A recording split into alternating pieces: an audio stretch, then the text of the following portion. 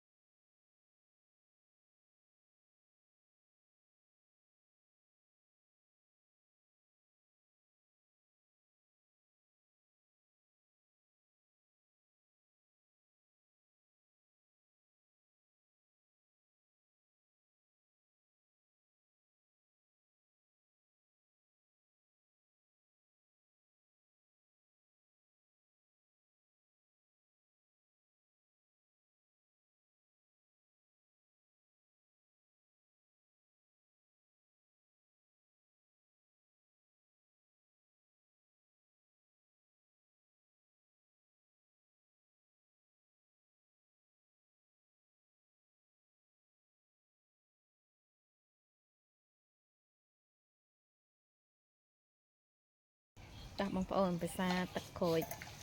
កសាំងគៀបជាមួយខ្ញុំទឹកក្រូចច្បាច់ដោយសារអីខ្ញុំចូលចិត្តញ៉ាំអញ្ចឹងវាធម្មជាតិណាបងប្អូនចាជាងយើងញ៉ាំគ្រឿងប៉ង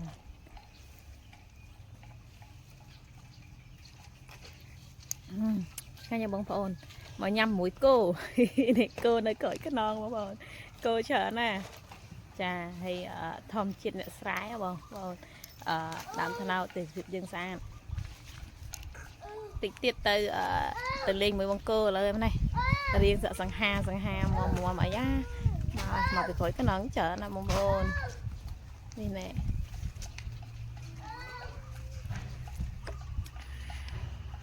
សំខាន់អូមើលធ្វើរឹកឡើងសង្ហាមកពីក្រួយកណ្ដង